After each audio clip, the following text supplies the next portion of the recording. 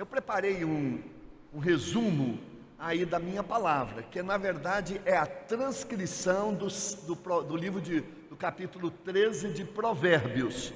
Só que essa transcrição, ela está fora de ordem. E eu separei 4 temas que este capítulo trata. Então, seria bom você ter essa transcrição aí, porque ele está fora de ordem. Então eu selecionei os 4 temas que ele faz e coloquei os versículos dentro desses 4 temáticas deste capítulo, tá bom? Então, se você não tem, vai ali na recepção, pega, tá? E para você acompanhar com a gente aí esta mensagem. E é uma série de mensagens cujo tema vai ser áreas de nossa vida que precisam da sabedoria que vem de Deus. Áreas de nossa vida que precisam da sabedoria que vem de Deus, ou de Deus, ok? Então, nós vamos tratar hoje de 4 áreas, utilizando o que o capítulo 13 de Provérbios destaca.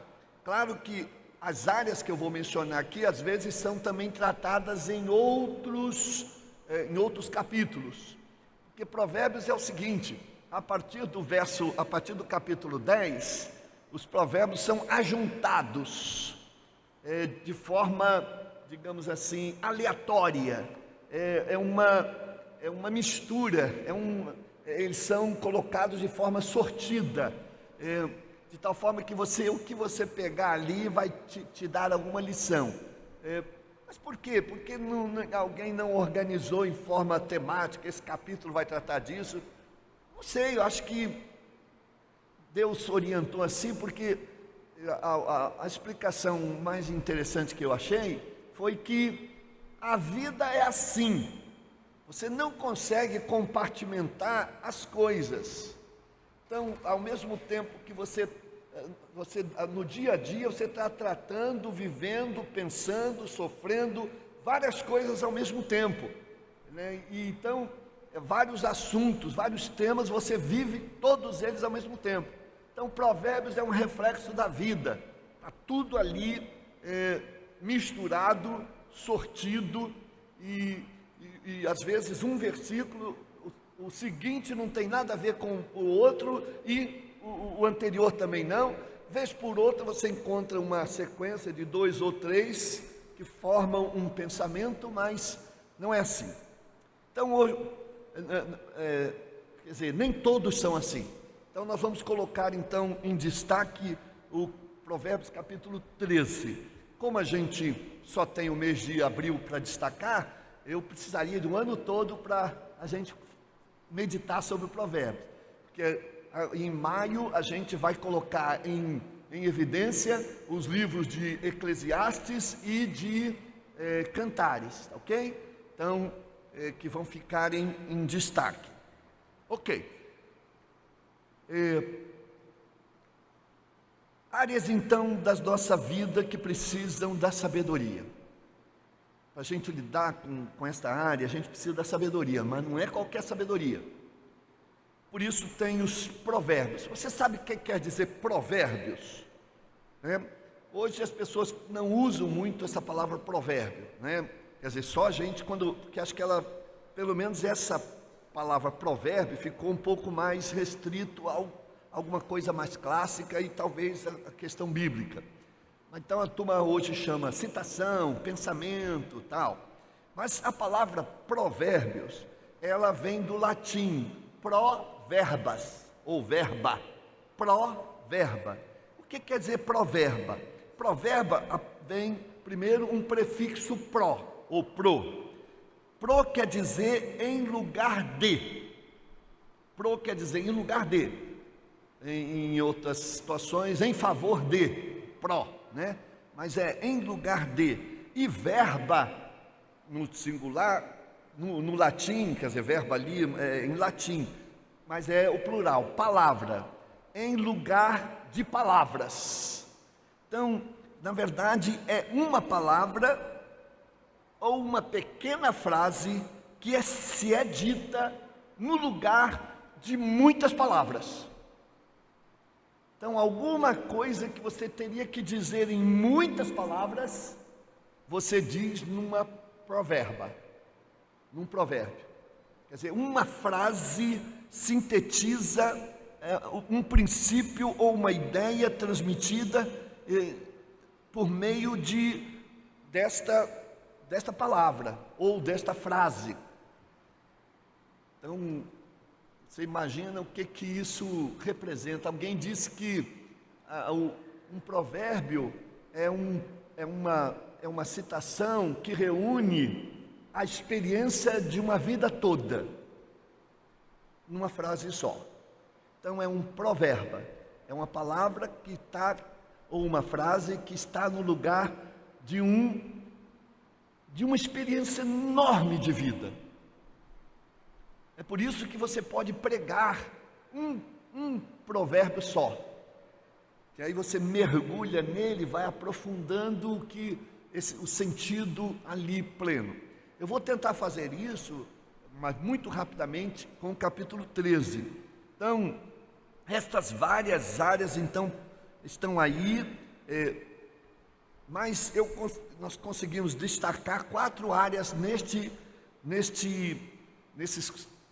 25 versículos do livro de Provérbios. E aí quando eu percebi, estou tratando dessa área, mas lá na frente esse versículo está tratando de novo, então eu joguei lá ele para a área. Então vamos começar a pensar sobre as nossas palavras, ou nossas palavras. O que falamos é uma área fundamental que requer sabedoria de Deus. E então que a gente precisa de cuidado, que a gente precisa ser ajudado por Deus com as nossas palavras. E Provérbios enfatiza muito isso. Com as nossas palavras nós abençoamos ou amaldiçoamos. Nossa palavra tem um poder de matar. Nossa palavra é uma coisa extremamente perigosa, é uma arma que temos na mão. Especialmente num mundo extremamente sensível, irritado, as pessoas estão à flor da pele. Uma palavra pode detonar a pessoa e ela entrar em histeria e ter uma crise. Provérbios, então, vamos pensar sobre o que esse capítulo fala sobre palavras. Primeiro, verso 1: o filho sábio acolhe. E aí você tem aí, entre colchete, você tem o que essa palavra, que em outras versões, uma palavra para a gente entender. Acolhe aqui, a versão titular aqui é a NVI. Nossa igreja usa como a versão da igreja NVI. Nós estamos precisando trazer mais uma quantidade de Bíblias ali para expor, para os irmãos comprarem, especialmente os novos. Usamos em todo o nosso culto NVI. É a melhor? Não existe a melhor, mas a mais próxima um pouco. Então, mas tem em certos textos que outras versões traduzem melhor, mas essa tem sido usada e tem abençoado a gente. Vamos lá. O filho sábio acolhe, isto é, ouve a instrução do pai, mas o zombador, que é uma palavra que quer dizer desprezador, que zomba, que despreza, que a despreza, não ouve a repreensão. Então, aqui já começa para o desprezo para com as palavras. Às vezes a gente quer ensinar as pessoas, quer ajudar as pessoas, quer dar o conselho às pessoas, mas as pessoas estão com o coração fechado para ouvir. E aí não há palavra que dê jeito. E então alguns até tentam ensinar com calma, depois vai ensinando com um pouco mais de contundência para não chegar a outras coisas. Então, coração fechado para ouvir palavras. Verso 2: do fruto da sua boca o homem desfruta coisas boas se ele sabe usar bem as suas palavras, se ele as escolhe, se ele é sábio, se o ser humano é sábio no que fala, pensa muitas vezes antes de falar, escolhe palavras que sensibilizam, que tocam o coração, no bom sentido, que tocam o coração. Estas palavras ditas de forma muito boas, elas produzem bons frutos. Produzem bons frutos. Meu sogro é um senhor de 84 anos, e ele é muito comunicativo. Então, lá, quando ele vai no banco, nas instituições e tal, ele é muito comunicativo, ele fala com muito carinho com as pessoas e tal. Então, quando ele chega, as pessoas já querem atendê-lo logo, porque a palavra a maneira como ele se expressa, como fala, ele ganha o coração das pessoas. Então, e as portas, claro, se abrem para ele. Ele não faz isso porque quer a oportunidade, é dele, essa a natureza diz. Então, desfruta de coisas boas, mas o que os infiéis desejam é a violência. Tem gente que só sabe usar a sua palavra para incitar a violência, incitar a discórdia, incitar a maldade, para provocar. Ela até quer resolver o problema, mas de forma absolutamente errada, e que transtorna a situação que poderia ser resolvida de uma maneira, não é possível. 3, quem guarda, quem vigia, toma conta da sua boca, ou das suas palavras, em algumas versões, guarda, isto é, conserva a sua vida. É interessante, né? Mas quem fala demais acaba se arruinando ou arruinando a si mesmo. Cuidado, o que você fala, depende do que você fala, você pode viver ou morrer, né? Não é aquele sujeito que morreu porque falou demais, né? Então, às vezes a gente quer bancar o valentão, o defensor dos nossos direitos, e a gente quer falar, e às vezes você vai falar com alguém estúpido, alguém dominado pelo maligno, e vai aí ter problema. É que nem acidente de trânsito, alguém que está no volante, né, que fez uma barbeiragem, o outro fala impensadamente. Eu vi esses dias uma cena, o cara passou de moto, mas ele teve um deslize lá, e o cara gritou um palavrão para ele, o cara parou, era um lutador de não sei o quê, o cara deu-lhe uma surra no outro, e todo mundo filmando. E você nunca mais xingue a minha esposa e a minha mãe. E aí, então às vezes a pessoa não tem o controle da sua palavra, a sua palavra mata, vai te matar. Você vai encontrar um sujeito que não vai suportar isso. Uma pessoa, quando não, ela guarda aquela palavra no coração há muito tempo, e ela vai ser o seu inimigo a vida toda, porque você disse aquela palavra maldita há muito tempo atrás. Então, eu sei que tem irmãos, os irmãos compartilham, que estão magoados com uma ou outra pessoa, porque ela disse há 30 anos atrás aquela palavra. Pois bem, verso 5, os justos deixam o que é falso, os justos odeiam o que é falso, o que é mentira, mas os ímpios trazem vergonha e desgraça, ou eles trazem desonra. Esse é um provérbio que sintetiza tudo que está acontecendo hoje, né? Os justos odeiam coisas falsas. Eu estou recebendo sempre uma opção de vez em quando eu recebo, as irmãzinhas aí, outros irmãos, vídeos batendo em fulano, batendo em Beltrano. Aí eu sempre pergunto: minha irmã, você tem certeza que isso é verdade? Ah, mas foi enviado por fulano de tal. Tem certeza? E aí eu estou tendo um trabalho de pegar aquela informação e botar lá na fato ou fake, tal, para verificar, e aí a pessoa, eles informam que aquilo é mentira, que é não sei o que, papapá.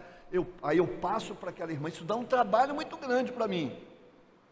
E a pessoa então fica pastor, que coisa, eu já mandei para tanta gente, que coisa, porque ela odeia aquela pessoa, então quero falar mal daquela pessoa. O que vier, eu repasso.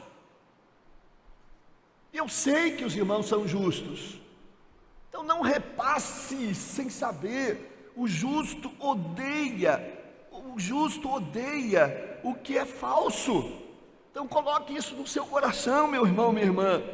Essa coisa é para ímpio, que gostam de desgraça, que gostam de desonrar as pessoas. Muito bem.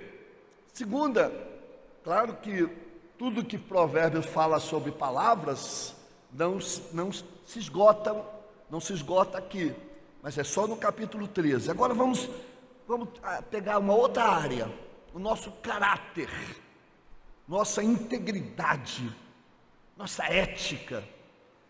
Verso 5: a retidão protege, a retidão protege, isto é, a justiça guarda. Quanto mais reto você for, quanto mais justo e correto e ético você for, você vai ser protegido. Você não vai se expor, você não vai entrar em esparrela, porque você tem ética, você tem retidão. Você não vai passar um fato, não vai falar mal de ninguém sem ter certeza. E mesmo que tiver certeza, você vai procurar os caminhos bíblicos para isso. Então, a retidão protege, a justiça guarda o homem íntegro, o ser humano íntegro, e o que anda, isto é, o que anda em integridade, protege. Você está protegido. Se você só anda em integridade, se você não só fala aquilo, ninguém vai ter motivo para te matar, ninguém vai ter motivo para falar, para se vingar de você, você está protegido. Pode levantar calúnias com você, você está protegido, porque você é íntegro. Agora só tem medo quem deve as coisas, quem vai manchando seu caráter, que faz as coisas escondidas, então vive morrendo de medo de ser descoberto.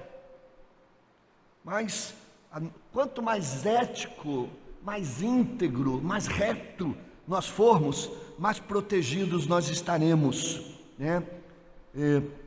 Então, derruba, o texto vai dizer então, mas a impiedade derruba e subverte. A impiedade, a maldade subverte a pessoa. Agora o verso 9: a luz dos justos resplandece esplendidamente, isto é, brilha intensamente, mas a lâmpada dos ímpios faz o quê? Apaga-se. Anda em justiça e anda em retidão, em integridade, que as pessoas vão dizer: aquele homem fala a verdade, aquela mulher fala a verdade, aquela mulher é íntegra, a palavra dela vale, aquela pessoa eu confio. Podem até falar mal, e falam mal de tudo, falaram mal até do perfeito, do eterno Deus, mas ninguém consegue apagar a sua luz. Ninguém consegue. Tentam. Podem levantar calúnias contra você, mas se você for íntegro, aguenta as pontas que a sua luz não vai se apagar. Mas do ímpio, apaga. Se ele tem alguma coisa brilhando falsamente, vai apagar. Verso 13: quem zomba, despreza, ou em outra versão, despreza da instrução, pagará por ela, mas aquele que respeita, isto é, que teme, e o mandamento, será recompensado. Então é a mesma ideia do versículo anterior. Você recebe a instrução, você conhece os mandamentos, você conhece o padrão, a palavra do Senhor. Viva dessa maneira, e você será recompensado. As coisas naturalmente vão fazer bem para você. Você jovem que não está andando segundo o Senhor, você vai viver sempre atormentado. Mas se você anda segundo o Senhor, segundo a palavra, com integridade, com verdade, com justiça, com solidariedade, com o fruto do Espírito, nada a temer. Você vai ter recompensa.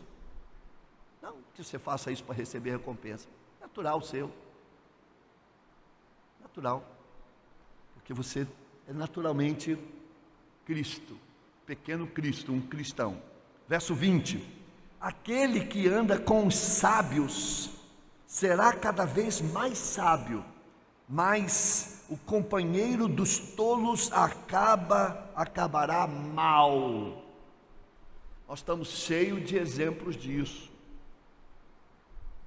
É só os nossos filhos começarem a andar com más companhias, a gente vê os comportamentos dos nossos filhos se modificarem. É só o nosso esposo ou esposa andar com más companhias, a gente vê a situação, como o caráter vai mudando, como o procedimento, as palavras. Nós não podemos impedir nossos filhos de irem à escola, de irem, para que eles não sejam maculados, mas pelo menos que a gente blinde eles com o ensino, com a palavra, com a orientação. Nos Estados Unidos, há muitas famílias optando pelo homeschool, quer dizer, a família fica responsável pela educação dos filhos até uma determinada momento, até o primeiro college ou então o high school, para blindar os seus filhos das influências. Isso é bom, mas tem um problema: você também acaba não criando filhos muito ingênuos, muito tímidos, muito não mergulhados nos problemas. Eu acho que Jesus mesmo disse: eu não peço que os tire do mundo, mas que os livre do mal. Então é isso que a gente tem que ser. Nossos filhos precisam ir para a escola, lá vão ouvir palavrões, pornografia, nós precisamos trabalhar, nós vamos ouvir isso, aquilo outro, mas a gente precisa estar firmado na palavra e não fazer dessas pessoas que são más companhias as nossas companhias. Eles podem ser nossos colegas de trabalho, trabalhar juntos, mas não para a gente ter intimidade tão grande ao ponto de ser influenciável. Se for para influenciar, ainda vai lá. 24: quem se nega a castigar o seu filho não o ama. Ou em outra versão, o que retira a vara odeia o seu filho. Quem o ama não hesita em discipliná-lo. Esta disciplina, o disciplina desde cedo. E o que a gente vê mais é pais lenientes com o comportamento errado de seus filhos, coniventes às vezes, justificadores. Canso de chamar a atenção: minha irmã, meu irmão, cuidado com essa situação aí com seu filho. Ele sabe, isso aí é porque ele está isso, é porque ele está aquilo, tal. E a gente que alerta fica mal, porque os pais ficam às vezes cegos ou então não querem ver. E aí não disciplina. Davi formou filhos tudo problemáticos, assassinos, ladrões, usurpadores, papapá.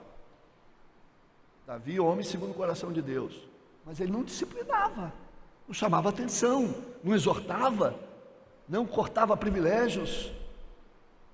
E aí, na fase pequenininha, não dava aquelas palmadinhas para dizer, não faça isso, não pode isso. Para desde cedo sair. Comportamento errado gera dor. E na vida não vai ser mais a dor da palmadinha, da chinelada, vai ser a dor do sofrimento na vida, das derrotas. Discipline o seu filho, proíba as coisas indevidas, não faça isto. Não, aqui em casa a gente não permite isso. Essas palavras não são usadas aqui em casa. Eu uso assim mesmo. Então, fora de casa. Teve uma família que fez isso. O filho não quis mais obedecer, não quis mais respeitar, mas partia às vezes com violência para os pais. Então, fora daqui.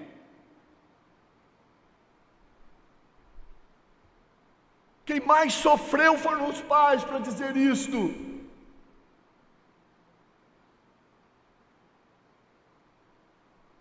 Aqui é o nosso ambiente de cristão. Não fique fazendo vista grossa para os erros do seu filho e sua filha. Pune-os enquanto podem, enquanto estão na sua dependência.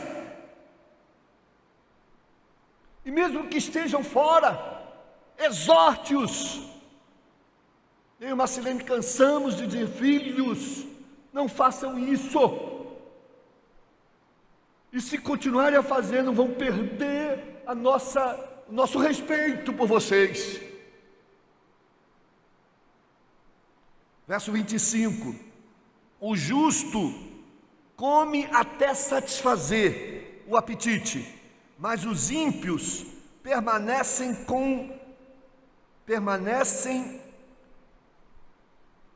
famintos.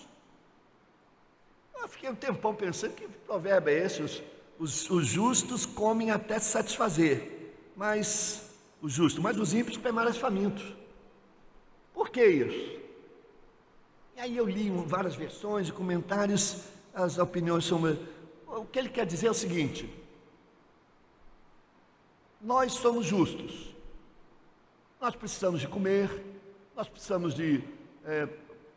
seres humanos precisam de sexo, fazem sexos no casamento, os seres humanos precisam de dinheiro, só que a gente tem um limite que a gente se satisfaz, como o apóstolo Paulo, o que eu tenho eu estou satisfeito, mas o ímpio, ele está sempre com fome,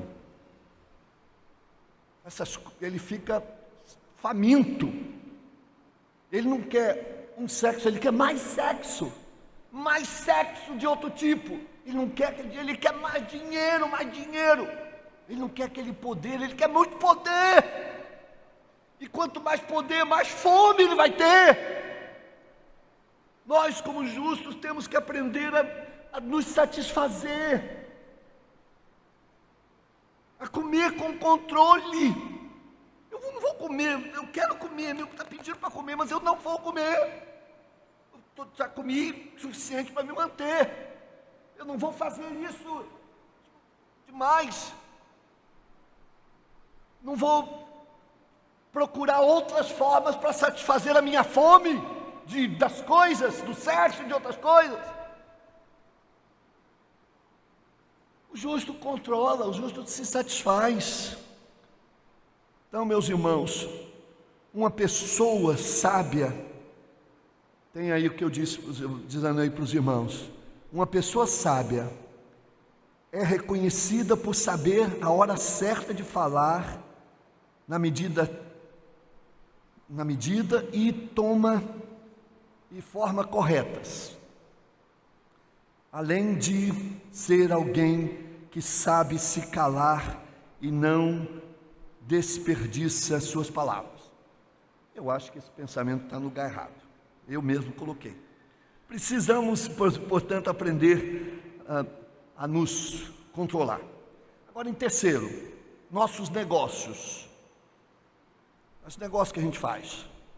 compra e venda, nosso comércio, nossa relação do trabalho, não deixa de ser um negócio que a gente faz. Vamos ver o que Provérbio fala sobre essa questão dos nossos negócios. Todo mundo tem algum negócio, né? Em algum momento. Verso 4. O preguiçoso deseja e nada consegue. Bom, se você é um preguiçoso, então não há negócio que vai para frente. Não há projeto nenhum que vai para frente na sua vida. Nada dá certo na sua vida.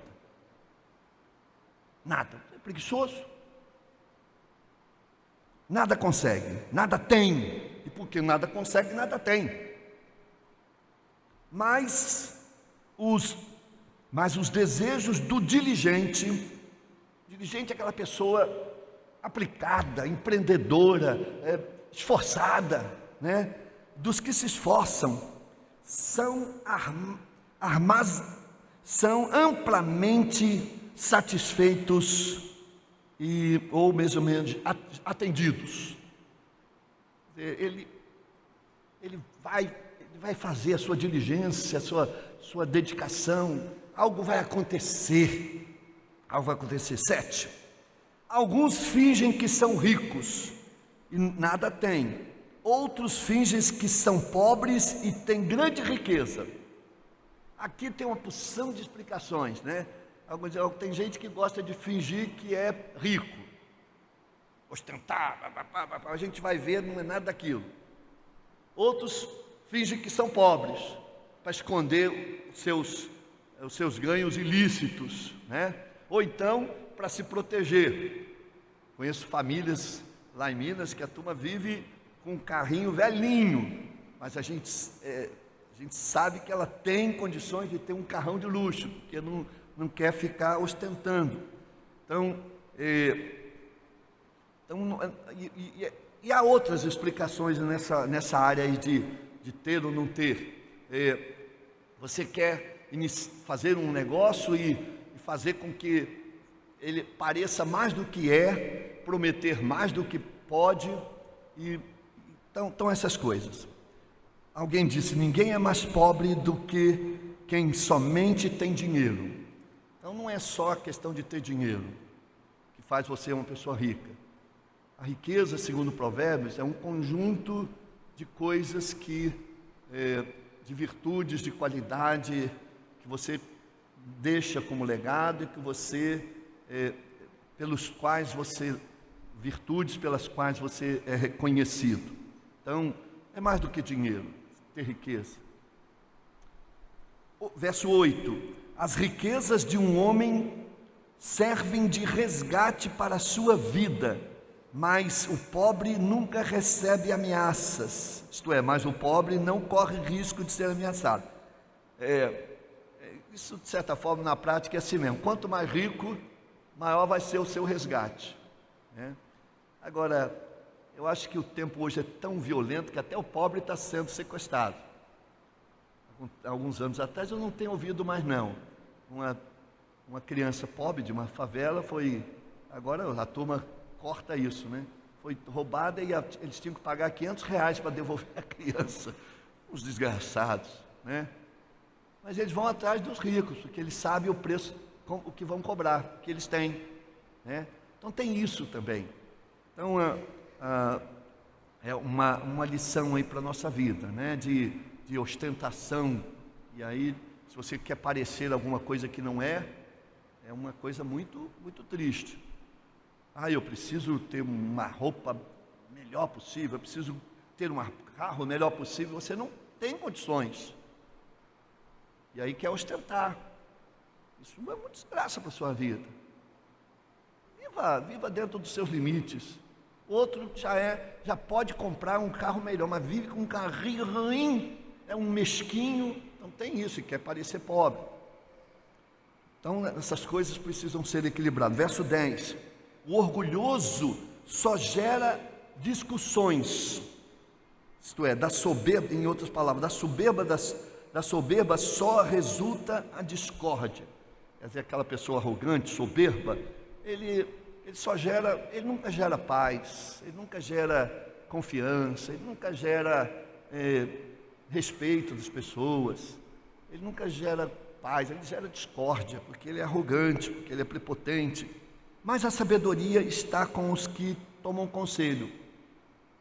A gente fala com aquela pessoa, ela não quer ouvir, ela é arrogante, ela acha que sabe tudo. Mas outras pessoas que querem ouvir, estão atentas ao que os outros dizem, elas são pessoas de bom senso. Verso 11. O dinheiro ganho com desonestidade, isto é, ilicitamente ou com facilidade, algumas versões está facilidade, mas o facilidade aqui está implícito desonestidade. Diminuirá, mas quem ajunta aos poucos, em outra versão, pelo trabalho, terá cada vez mais e a ver aumentar. Hoje estamos numa explosão de gente querendo ganhar dinheiro rapidamente. E para ganhar dinheiro rapidamente hoje, só tem um jeito: ganhar na loteria e você ser entre 1 milhão e não sei o que vai conseguir. E a todo mundo está nessa ilusão. Desculpa a expressão, bobalhões. E a Bíblia diz: não gaste o seu dinheiro naquilo que não é pão. Não entra nessas ilusões. Não entra. Não jogue em nada. Isso vicia. Você fica parceiro da ilusão. Nem com aquela desculpinha de que vai dar para o reino. Deus não compactua com isso. Então, dinheiro fácil é dinheiro desonesto. Pode acreditar nisso. E as pessoas não acreditam. Não, eu estou faturando aqui, está demais, estou bombando. Alguma coisa está errada. O provérbio já avisa assim: você tem que ajuntar pouco a pouco. O seu negócio vai crescendo pouco a pouco. É com o seu salário que você vai construindo as coisas. E aí essas coisas são com o que você ganha, com o seu investimento honesto. E aí você vai melhorando. Verso 16. Todo homem prudente age com base no conhecimento, mas o tolo expõe, isto é, ele espalha a sua insensatez. Você quer começar um negócio, procura saber bem, você se informa, vê os prós e contras. Você quer fazer alguma coisa, fazer as coisas sem conhecer é uma insensatez. E aí você vai acabar expondo a sua tolice, a sua insensatez, de fechar a porta com grande prejuízo, de levar um calote, de fazer uma opção de coisas, porque você entrou numa caminhada. Um amigo meu, eu não sei nem se é amigo, se é colega, ele ficou na ilusão de investimentos. E ele, não sei detalhes, e ele investiu uma vez e ganhou muito. Aí ele começou a chamar seus melhores amigos para investirem com ele. E ele disse: olha, eu ganhei, vai comigo, eu estou administrando essa carteira. E uma meia dúzia de amigos deles, bem aquinhoados, em confiança a ele, em respeito a ele, investiu naquilo. Eu acho que no fundo também eles tinham uma expectativa de receber, mas esqueceram de ler Provérbios, que é ganho fácil. O ganho fácil gera... por trás do ganho fácil tem a desonestidade. Pois bem, ele perdeu tudo. Ele perdeu todo o dinheiro das pessoas que emprestaram a ele. E sabe o que ele perdeu mais? Todos os seus amigos. Todos os seus amigos. E ele não conseguiu pagar ninguém. Aliás, ele teve que vender um imóvel ali para poder tentar salvar minimamente o seu nome, porque é ganho fácil, e as pessoas não entendem. verso 18, quem despreza a disciplina, a instrução, cai na pobreza e na vergonha, mas quem acolhe a repreensão, recebe tratamento honroso, será honrado. Já fizemos isso. Verso 21, o infortúnio persegue o pecador. Se você é um pecador, quanto mais, eu sou pecador, mas eu não sou um pecador quanto mais. Se você é um pecador que vive pecando, eu sou um pecador, mas eu não vivo pecando. E se eu viver pecando, e se eu for um pecador quanto mais, o infortúnio vai me perseguir. A desgraça vai atrás de mim. A escravidão vai atrás de mim. Satanás vai atrás de mim me aplaudindo. O infortúnio vai atrás de mim. Mas a prosperidade é a recompensa do justo. Verso 22. O homem bom deixa herança para os filhos de seus filhos, mas a riqueza do pecador é armazenada para os justos. Então você é um justo, você vai poder deixar alguma coisa para os seus filhos, e os seus filhos vão deixar para os seus netos, alguma coisinha, um patrimônio, uma coisinha e tal, porque você fez as coisas com integridade. Agora, a coisa feita de forma errada, né? Você vai acabar, aquilo vai ser tomado de você, vão penhorar tudo e vai para um fundo governamental para atender educação, saúde, papapá. Se os desgraçados lá em cima não desviarem também, né? Mas o processo é esse. 23. Olha que coisa interessante. A lavoura do pobre produz alimento com fartura. Legal. Então ele está dizendo, o pobre que trabalha lá produzindo, produz fartura. Mas por falta de justiça, ele faz o quê? O perde. Que coisa, né? Está muita gente trabalhando aí, se matando, mas porque não tem justiça, não tem respeito, não tem incentivo, não tem retorno, não tem apoio. Todo aquele esforço vai embora. As vantagens para os mais poderosos, as desvantagens para os menos poderosos. Ele produz, ele trabalha, mas falta justiça. Má distribuição de renda, má distribuição de crédito, desrespeito, tal, falta de apoio, de uma série de coisas aos pequenos produtores. Provérbio denunciando. Por último aqui, as nossas emoções também estão aqui. Eu vou acelerar, que meu horário já foi. Verso 12. A esperança que se retarda ou que é adiada, deixa o coração doente, adoece o coração. Você fica com aquela, poxa vida, isso não está acontecendo, isso devia ter acontecido, está demorando demais, então é um projeto, é uma ação, é uma coisa, então você tinha esperança, aquilo vai adiando, então adoece o coração, né? E porque você coloca muitas expectativas em cima daquilo. O anseio satisfeito é a árvore da vida. Quando os seus desejos são cumpridos, aqui é uma constatação. Verso 14. O ensino dos sábios é fonte de vida e afasta o homem das armadilhas da morte. E aí não é morte só física, não, morte do seu patrimônio, da sua família, da sua dignidade, a sua honra. Verso 15. O bom entendimento, a palavra bom entendimento é o bom senso. O bom senso conquista favor, mas o caminho do infiel é áspero. É áspero, é intransitável. O mensageiro ímpio, perverso, né, cai em dificuldade, isto é, precipita no mal. Mas o enviado digno de confiança traz a cura.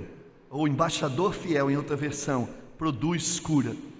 Que antigamente eles não tinham e-mail, não tinham WhatsApp, não tinham telefone. É o mensageiro que levava a mensagem. Vai lá, avisa lá, vai lá, diz isso, vai lá, diz aquilo. Quando o mensageiro era fiel, ele informava direito. Mas quando ele era infiel, quando ele era mau, ele informava errado, propositalmente, para produzir amargura. Mas ele um dia se dá mal. É o que está acontecendo aí, as pessoas estão formando coisas erradas para poder, vão se dar mal.